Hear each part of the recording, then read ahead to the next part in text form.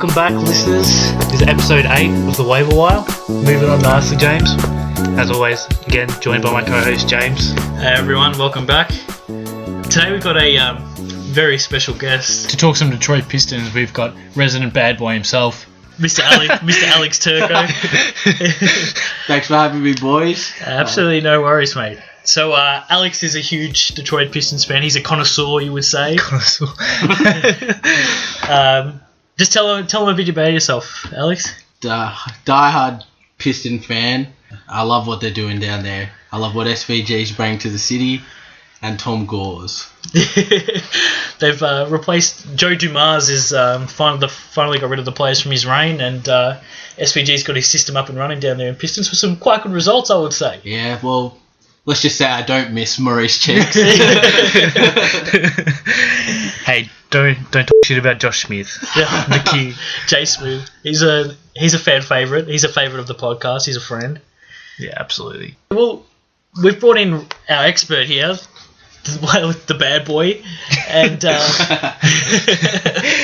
we've got just got a couple of interesting fantasy prospects have turned up from Detroit's good start from the season. They're 4-2. Is that correct, Alex? That is correct. Should be 5-1, but 4-2. 4-2. Not a bad start. An L to Brooklyn. Not always great. Yeah. Just. The defense just didn't turn up in the first half against Brooklyn. Sean Kilpatrick turned up. Yeah, Sean Kilpatrick. So did Brook Lopez. Well, as me and Tim like to say, we could not give a fuck about defense on this podcast. I'm on board with that. So, well, the interesting thing is, obviously, we're missing Reggie Jackson. So, a 4-2 start, not the worst. And it's down to the production of a young man, Ish Smith. Got him cheap on a contract. Good move from SVG. Great move to get Dish Smith. But brought him in from, was he at New Orleans? No, Philly. Got traded to Philly, Started 52 odd games. Yeah. But I think when Reggie comes back, he'll be a perfect fit for our second unit to help out Stanley and Law and Baines. And I really like what he's doing actually at the moment. Yeah, he's I liked Ishy, especially when he was at NOLA. Yeah, he's built up a good rapport with... Very underrated player. Yeah, I 100% agree. Well, I can tell you right now, I didn't like what he was doing with Drummond today. Pounding all over my poor Nuggets. Yeah. Taking them to the rack. Well, he's built up a good bit of chemistry there with Andre Drummond in the pick and roll. Yeah, well, since the pick and roll is Detroit's number one go-to with Reggie and Andre, it's very damaging. And so while Ish has been in, Andre's productivity has been important to what we've been doing. So to see Ish get some assists to Andre, see him get a couple of alley-oops again, it's just great to see. Well, yeah, he's been racking it up in the assist category because he just lets Andre do all the work down low. Yeah, the other thing is, though, because of the SVG system, he likes to have the four in, the one out. Yeah, the three-point shooters like he did back in Orlando with Jameer Nelson. Turco, the man. Good old Turco. Built around another center as well. So Ish can just drive and then kick out to one of the shooters, which is Tobias Harris and Marcus Morris. They have been absolutely hot. And also, just quickly, Ish Smith's turnover to assist ratio has been absolutely astounding. And especially when he's racking up 3 steals today in the game today, it really set the tone for Detroit. Well, quick start.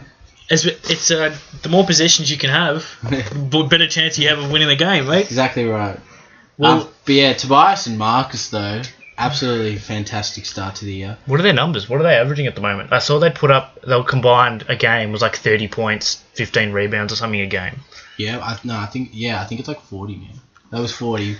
Even though it's good to see they both had relatively quiet games compared to this the standards they've set this year, but to see Andre and John Law having a big game, John Law, it's good to see. Well, it's good that Detroit seems to have a more complete unit this year than they did last year. Last year there was a lot of struggles. They started off well, but then they struggled during the middle of the season when players like Marcus couldn't put points on the board. So it's good to see production outside of them. But I was lucky enough to snag Tobias Harris in the draft. I think I got him around pick 80. I think I ended up getting him. And I've been stoked with his return. He's really completed Stan Van Gundy's system. He's looked a lot better than Ersan Ilyasova did last year. Hey, I miss Ersan, but why? I think before today's game, Tobias Harris had one of the best effective shooting percentages in the league. At above, I think it was just above 50%. Took a little bit of a hit today, but he's been fantastic. Takes easy shots, smart decision making, and he can put it on the floor.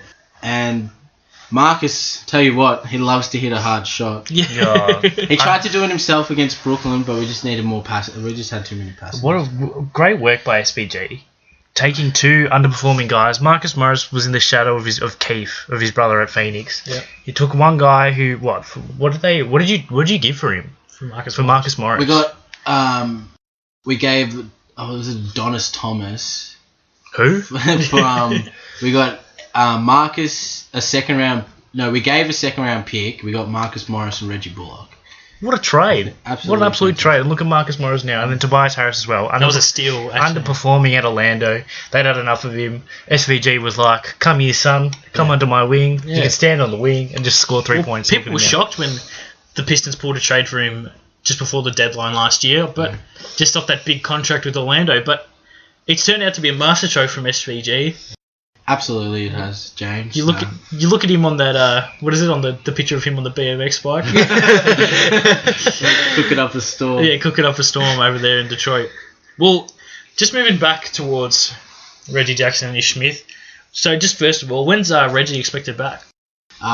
Pretty sure it was his prognosis was to miss 15 to 20 games, so that equates to about, I think, late November, early December. But if we could stay above 500 by then, and then get Reggie back and firing, but not to say, I just want to say Bino Udrih has done an absolutely fantastic job as a second, 10 times better than Steve Blake. No. Hey, he's come down to Oz, Steve He's come Blake. to Oz, yeah. He's come down to Oz, the NBL. Pay money to see him. But Bino off the picks with his, he just a smart player. He knows what to do. He knows what to do. Well, it's just good to have a player like that. He's your third string point guard, but just someone who knows how to run the pick and roll and make smart decisions. It's incredibly valuable, especially when you have injuries. Low turnover player. James, I have a question for you. Would you get Bino in your fantasy for now? Well, there's still another month till Reggie's meant to come back. So if you're struggling, if you've got an injury, maybe someone like Deron Williams, who's been hampered at the moment. If you can, I think he's back now. I think it's all right. But even someone like Jay Crowder, put him on the IL, bring in Bino Udrih for a couple of weeks. It's not a bad option that you can have there at the guard. I must say, I love his hair. Oh, gee, I wonder why. Just for the listeners out there, I have bleached my hair blonde. And, looks a little like Bino if we copied me. Oh no. Well, we should do that. We should Photoshop his head onto Bino Udrih's body and see if anyone knows. You wouldn't be able to tell the difference. Well, I reckon it brings brings up an interesting question. Reggie's return. What do you reckon, boys? What's his role? How long's it been? When did he have surgery? He had surgery around 2 weeks before the start of the first game. But he was our leading scorer last year, and I think he's a massive... Him and Andre's chemistry is a major part of what the Pistons did last year. And it's good to see them firing now, but when Reggie gets back, I reckon will be a dangerous force. Does he slot straight into the lineup? Yeah, I think he'll have to slot straight in. Does he have a minutes restriction? He wouldn't. I don't think SVG would play him if he wasn't ready. He won't play. Do you reckon he won't play him until he's 100% ready to play 25 minutes? Absolutely. He won't be ready. SVJ won't play him unless he's ready to play the full minutes. What can we say here? What have OKC done? Look who they've given: Reggie Jackson, James Harden, Kevin Durant, Russell Westbrook. Look at that as a starting five. Can you imagine that as a small ball starting five? That would beat OKC. That would be a good thing to watch against GSW. OKC can beat OKC, you reckon? That's what. Yeah. Against Golden State. You got me last week, mate. I'll get you this week. Against Golden State. It's bizarre, isn't it? It's bizarre. But there's only one ball to go around, Tim. Yeah, who's going to take all the shots between Reggie and Russell Westbrook? James Harden. What's going on, mate? Kevin Durant. All three high volume shooters. Another thing on Reggie, another important thing that he brings to the Pistons is that last season he led the NBA in points scored in the last 5 minutes of the last quarter, and especially when the game was close. And Detroit really need that edge in the last couple of minutes, and he proved clutch many times. So I think that's another thing that he'll bring to the table that's important. Gee, the Nuggets, because you use that. Jeez. Has anyone seen what our numbers are in the last 5 minutes? Shocking. Do you know how many field goals, not just points, do you know how many field goals we've scored in what? How many games we played? 5? Do you know how many points we would have scored? How many, Tim? About 3 field goals. I'm not even joking. That's not fantastic. It's been terrible. Moodier's been... Do you know what's funny? Moodier's been the one who's made the buckets, driving to the rim and getting free throws. Sure, it's funny. Dwayne Wade's probably made more threes than you have in the last 5 minutes of the game, mate. We don't talk about Dwayne Wade in the podcast show. He's burnt me. I don't like him. I've had enough. Well, yeah, if Reggie's floating around on the waiver wire, what do you reckon, Alex? Lock that in as a pickup? Absolutely, James. Would you pick him up now and just chuck him on the injury list and take the zeros you've got on the bench until he comes back? Tough call. I think he'll be worth it when he gets back. I really think he'll have the Pistons firing when he gets back. So you know what? I can't wait. If he's floating around on the waiver wire, I would not be... Chandler Parsons is coming off that IL tomorrow for me. Well, do you know what? You couldn't pick him up. Why? I've already got him. Have you? Yeah, I picked him up. Jesus. Oh, well. I punted it. Hey, there's an extra section for your injury list, so I was like, why not? I'll put him in. That's a good call, Tim. Well played. Just another thing. Just sorry to break up from the Pistons talk, but I'm dominating our league. Are you? We'll talk about that later. But sorry, just wanted to tuck that in there. I haven't checked my results from today, actually, yet. Well, we'll have a look later in the podcast, and hopefully I've moved it back up the rankings, because I had a disappointing week against you last week that I forgot to check my team because I'd worked too early in the morning. But he's trying to give out excuses. We all make mistakes. Trying to give out excuses. Anyway, moving back to the Pistons. We've got our resident bad boy here. We need to talk Pistons. Yeah, we need to get back to the Pistons. There's one person that's on everyone's lips. Absolutely not. That was a complete lie. I just wanted to introduce him. But would you consider Kentavious Caldwell-Pope in your team? Think about it. If you need to get some serious depth for your bench, would he be worth it? I think when he brings it, he's worth it. But he had this problem in his rookie season and in his second year, and now he's still showing it. He's too inconsistent. He has nights where he can't miss and nights where he just can't get it in. I know he's a great defensive player, but as we said earlier, mate, defense doesn't get you points, mate. But KCP is one of my favourites, really, and I really hope we sign him as a restricted free agent. I know they didn't extend his contract, which is fine, so we can focus on the rest of the year. But I'd love to see him get him signed, but I'd just love to see him get a bit more consistency in his game, but especially with his 3-point shooting. I think he could be a great threat, and he just really needs to hone in. But he's putting in the work. He'll show me something this year, I reckon. Well, once Reggie comes back, it creates an interesting little thing here for the Pistons. Ish Smith is not the greatest 3-point shooter. No. Has he shot many 3-pointers? He hasn't made one this year. Well, I Reggie Jackson also isn't a fantastic 3-point shooter, but he's serviceable. He can knock down an open three. He can knock down. It's more that against Ish, you can leave him open, and he'll probably make a pass or he'll dive to the rim. But with Reggie, someone's got to come out to him at the 3-point line. Well, Reggie makes them on 2K, I can tell you. Yeah, I'll tell you that. His bastard just stands on the top of the key and just pops them on. Don't worry about that. Well, but the thing is, though, Reggie generates a little bit of gravity for KCP. If he's pulling the man away, it creates just that extra split second for that man to get across. Another thing I'm excited about when Reggie gets back. I mean, Ish is absolutely fantastic finding the open player, but Reggie's going to draw a lot more attention, especially with Andre on the pick and rolls. And if he can kick out to the open KCP, I'll back him to knock down some open threes. Yeah, well. And I really think Detroit are going to be top 4, if not top 2 in the East this year. Top 2? Big call. I know we lost to Toronto already on the road, but I think we need to improve our road games. But at home, we're a big threat, and if we can string some consistency with Reggie back, I think we'll be very dangerous. Well, that's a pretty audacious statement there, Alex. So I live by it, mate. I live by it. I got something even bigger to say, James. What have you got to say, Tim? Just leading in from what Alex has just said there. Big call, maybe. Is it worth benching a Pistons player when they play on the road? Because look at their away form at the moment. They're 0-2. They lost to the Nets, who, look, they've been plucky. They've played all right, but they're not. The Nets aren't anything special. And to lose to them by the way they did, could you consider, especially Andre Drummond, someone like that? Could you consider benching him for a game just because he's not going to perform?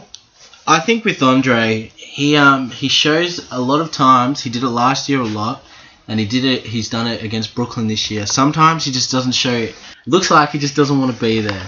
And SVG especially hates it when he doesn't. But he just needs to bring energy every night. Against Denver tonight, he had scored in the first 65 seconds. Scored 5 points, had a block, and an alley-oop dunk. So he set the tone from the start, and he just did not do that against Brook Lopez. And Brook Lopez knocked down 4 triples in his whole career, and knocked down 4 on Andre in the first half.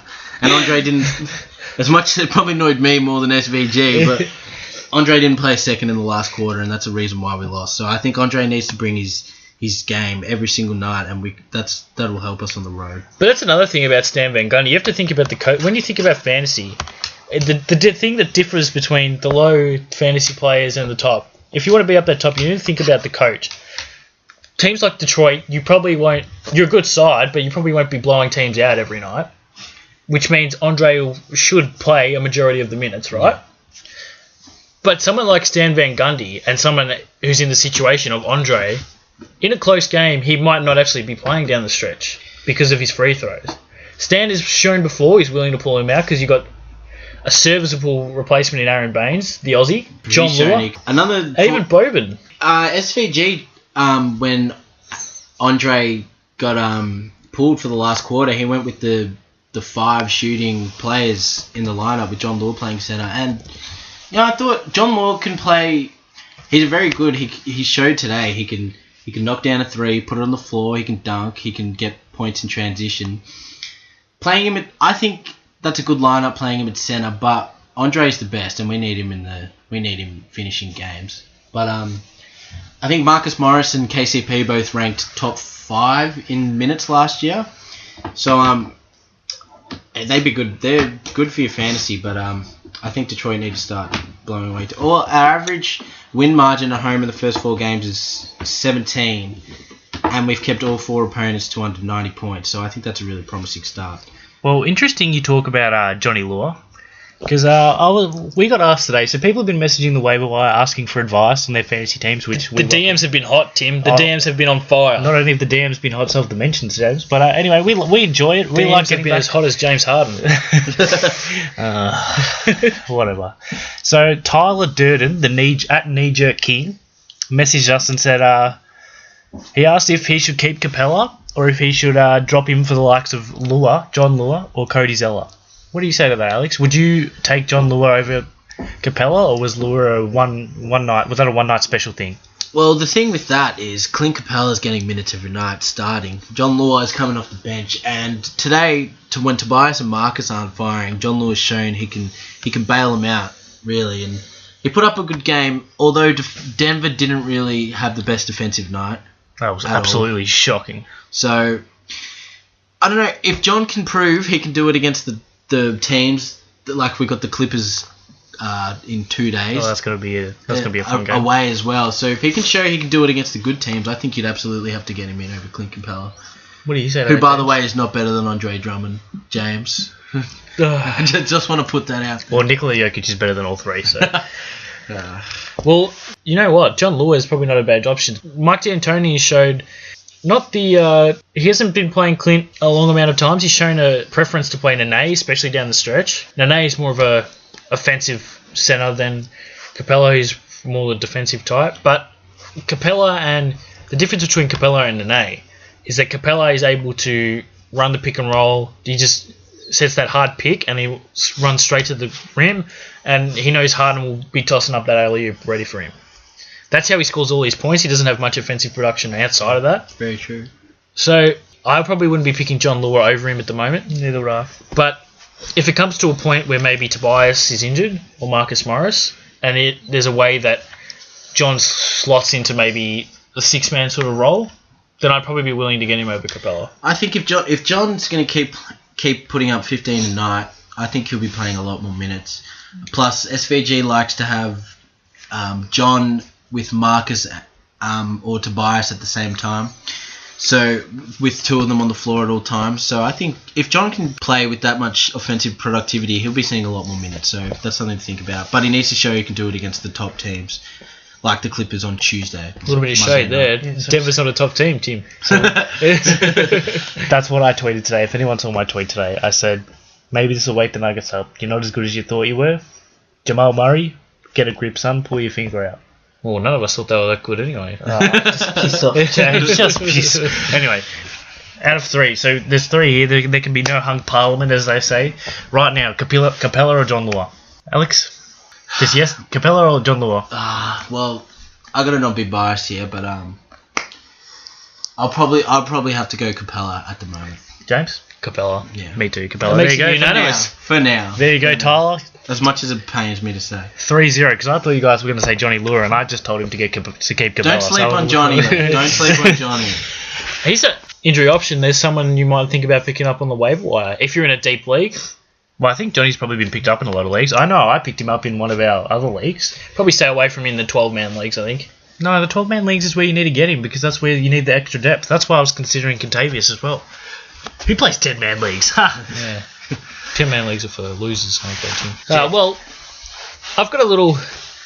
It's kind of a little bit related to Detroit, because Detroit was probably responsible... More Stan Van Gundy is responsible for ruining his career. I think you all know who I'm talking about. Donatas Monteunis. So, as we all... Has he played yet? No. So, as we all know... Demo's finished, mate. He got traded to Detroit on the deadline last year, and Stan said, "No, I'm not having any of this." So he got sent back to Houston. He started the rest of the season. Didn't look fantastic, but he looked alright. And it's come out recently in the last couple of days that Houston's offered him $7 million guaranteed for his first year. And it's a multi-year deal. There's nothing else apart from that. That was tweeted by Mark Stein. And interestingly enough, Calvin Watkins of ESPN has also tweeted that Demo is looking overseas at offers. I think that's crap. And that he's just trying to get some leverage with his agent. Has made a mess of the other negotiations. And I reckon he's just trying to get some leverage there so he gets a bit more money. But if Donatas gets signed by Houston, what do we think, boys? Would you pick him up? Well, No. I wouldn't pick him up either. No. Well, just interesting. That's what Dwayne Wade did as well. That's why I don't like to talk about Dwayne Wade on the podcast. He used the Nuggets to get leverage. Yeah. Who obviously have to be a great organisation to get an interview with the great Dwayne Wade. But he turned us down because he wanted some leverage with Chicago, who ended up giving him, what, 26 a year? They gave him a lot. Over 2 years? Something like that. But yeah, anyway, back to Demo. No thanks. No? In hindsight, I think Tobias is a lot better than Demo. In the deal that got rescinded, Demo and Marcus Thornton. Yeah. Do you know who's the real winner out of that trade? I think Detroit. The Wizards were the winner out of that The trade. real winner out of that trade was the people who weren't even involved, the Nuggets. Do you know who we got out of that? Philly had to squeeze out Jakar Sampson. Yeah, to make room for Joel Anthony. Jesus And Christ. Jakar Sampson comes on over to the Nuggets, starts 32 games, and guess what? Waived at the end of the season. See, that's why the winners out of this trade would definitely have to be the Wizards. They pick up Marcus Thornton for nothing. I tell you what, Tim, don't you wish the Nuggets had my man McBuckets? Dougie McDermott. We've had this discussion several times, Alex. You're bringing up this is a hard point for Tim. Gary Harris, really, for Dougie McBuckets. Absolutely. I mean, they got Nurkic out of it, didn't they? Or was it Jokic? It was the same deal. Nurkic and Gary Harris for Doug McDermott. You got Nurkic, which is, I guess... Nurkic is good, but I'd rather have Mr. McBuckets. They really need a score. It was Will Barton out today though, but I think Dougie would fit right into that lineup perfectly. Tall man, can put it down, but he can absolutely knock down any sort of three. Well, quickly. No, just wait a second, James. I'd rather have Gary Harris and Yusuf Nurkic. Wow. Because did anyone... right. That's a strong statement there. Did you hear from that, Tim. James? Yeah, I can't believe it is, mate. Did anyone see Jamal Murray? That's all I have to say. Jamal Murray was absolute trash. It'd be fair to say he laid an egg today, mate. He scored 9 points, which is his career high. Well, I mean, when you've played 3 games, I mean, 7 of them were junk time. Yeah, 7 of them were junk 6 of them were junk time. Look, I was not happy with his game today, and if he continues that way, Moutier and Jamal Murray are going to be out of Denver by the end of the season if they continue on this current trend. So we'll need Gary Harris, because he's a really good defensive player. He's third year, same as Contavious Caldwell-Pope. Very similar players. They're very similar, except Gary Harris is better. Jeez. Oh, jeez, Tim. He didn't watch the game today. Tim just got back.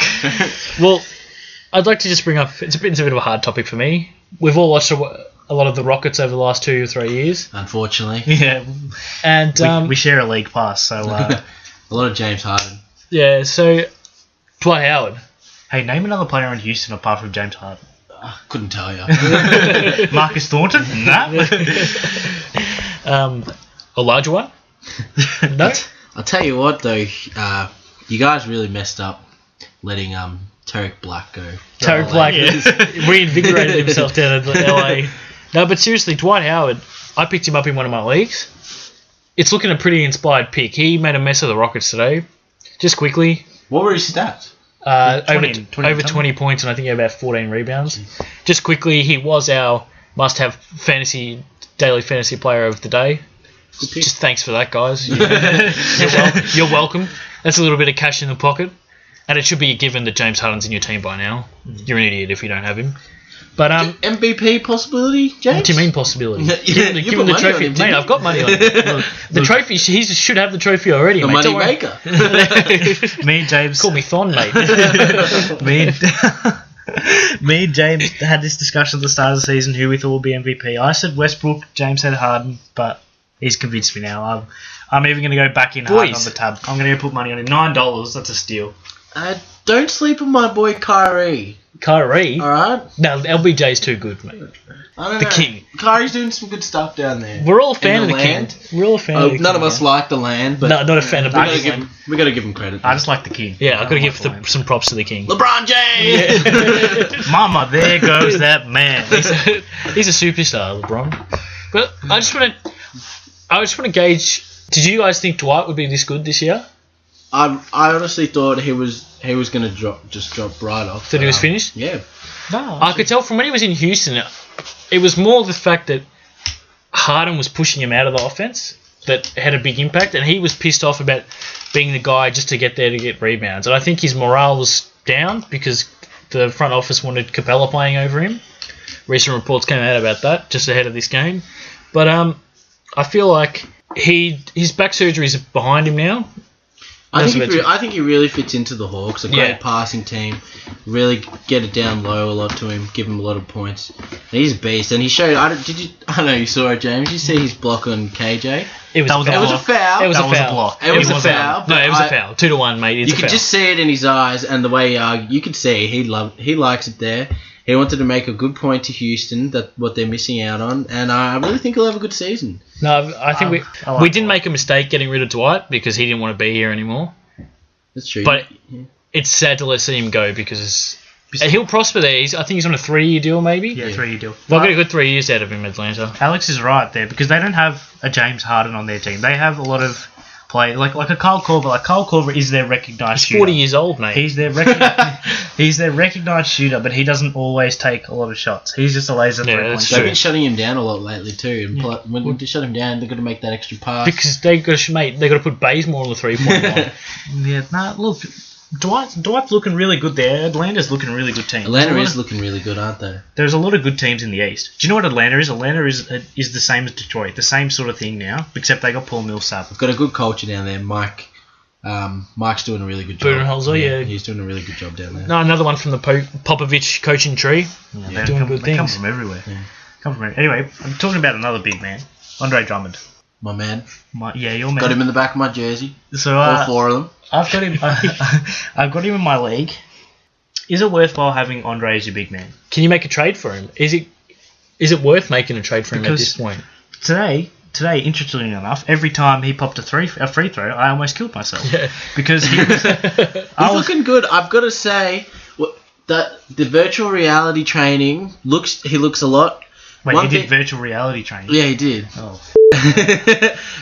One thing I've noticed that Andre's doing is that every free throw he takes, even if he misses it, he gets off the line, he walks to half court, shakes it off and goes to the next one. And he showed today 7 out of 11, 63%. I'll take that every night of the week. He's just like a good shooter, mate. Puts the last one behind him, he knows the next one's going in. Next thing you know, he'll be popping J's. If he pops J's, I'll pop myself, to be honest. He'll be popping J's. We'll be taking a sharp left on. But I think one thing with Andre's free throws is that if his morale is high after making free throws, because you can see how upset he gets when he misses them. Yeah. SVG has to take him out. If he's making free throws, I think that just creates even more he just wants to play more. He gets more happy, and that just makes him want to bring it more every night, and it's great to see. And I love 7 of 11. I absolutely love.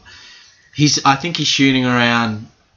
It'd be around 50% so far this season, free throw shooting, which isn't too bad. But if he can have more 7 from 11 games, then no one's going to hack him on purpose. And then if he actually wants to get to the line, he could be very damaging this year. And with the numbers he's putting up lately, Tim, I think you've absolutely got to get him in your team. So, yeah, I just could not believe my eyes, to be honest. 7 of 11. That happens to the Nuggets a lot. Mason Plumlee was like 64% of the line. He's, a 30% free throw shooter? I'm just sick of it, to be honest. Anyway. Wait till you learn the pain of having a terrible defense and people like Kent Bazemore shooting 20% go off against you. Hey, Kent Bazemore going to get paid. He's going to get paid. Anyway. He already got paid. He got paid. Anyway, one player we cannot recommend from the Pistons, according to Alex, anyway, is insider source. Is Johnson Stanley? Johnson Stanley. Because who would know any better anyway? His name's Stanley Johnson. I couldn't tell you who he is anyway. Thoughts, bad boy? In the first, he had an absolutely shocking start, and he knew that. SVG knew that, and SVG's really been getting into him. Just focus. He said in an article about 2 days ago. He said in all his college years and high school years, he was the man. He was the one that scored all their points. He ran all the offense. He was the man, and now SVG's telling him he's 6'7", and he's a big boy for a 20-year-old. He's got good size for defense, but as I know from you two, defense man. Don't give a fuck. So I think garbage time today in the Denver game really helped. I think he missed his first shot and then made the next 5, which will help his confidence, I could tell. And he was the 6th man last year, and now he's been pushed to fuck all minutes. But I think garbage time really helped, and I hope to see him back, but I can't really recommend him at the moment. I think this is a bit of a continuation of something we've seen in all sports, the second-year blues, you call it. Yeah. Rookies get drafted, they come into the league, they have a big impact, and then the second year they just do, well, Alex summed it up best, I think, mate. Yeah, they do fuck all. Yeah, Emmanuel Mudiay is suffering right now as well. Luke Dunstan in the AFL, mate, for the Saints. Michael Barlow. I don't talk about Michael Barlow. But Supercoach King of the Year.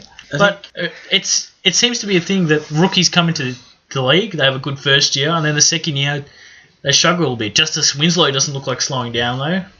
But I think that he's the one that he's going to get a lot of comparisons to Stanley Johnson over their careers. Yeah.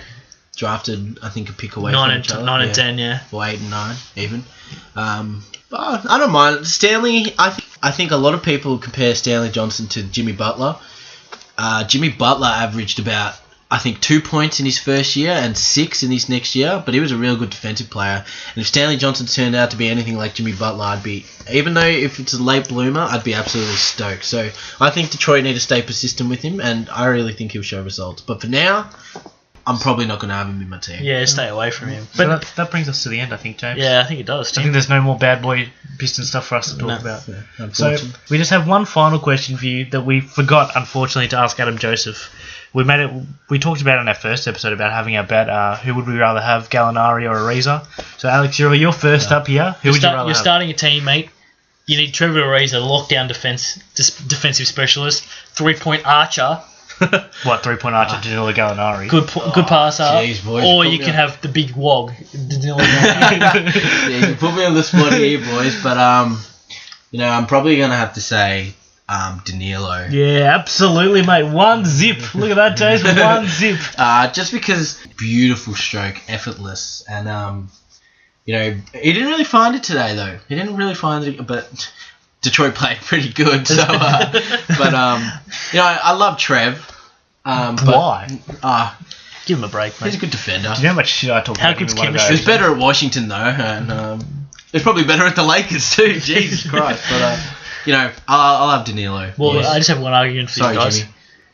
How many rings has Danilo got, mate? Well, how many has Ariza got? Hey, He's got one, mate. Hey, how many Steve Blake got? Too many. Wait, hey, we're going to watch Steve Blake in the NBL next week. Yeah, we are. Lock it in. Absolutely. We'll let you know how that goes. Lock it in. What do we reckon? 40 points, 10 assists, double. He's going to light up the NBL. We'll watch him ruin another good team. Just quickly before you go, Alex, where can the listeners find you on Twitter? Turco 16. That's a Turco 16 if you didn't get it. Oh, Make sure you check him out. Do you know what we forgot to talk about, James? What have we forgot to talk How dominant I was in our league. Tim, we're not going back to that. Wait, can I just say today, we're in 2 leagues. I finished 7-2 in our main league, and in the second league I finished 8-1. So I'm causing absolute trouble, and I'm at the top of the league right now. So I'm sitting pretty. Well, good thing it's not a cash league, mate. Hey, listeners, considering these two don't have any friends, I'd listen to them advice. They're winning money. They have absolutely zero social life and all their times on this stuff. So they're winning money. They're winning you guys money. So get on them, alright? Thanks for having me. Thanks for that great endorsement. He's talking absolute rubbish. And I don't think he'll be back after that. no, I don't. I said what I could, mate. Well, thanks, Alex. Thanks, boys. I appreciate it. Thanks for listening, guys. We'll see you for our DFS update coming soon.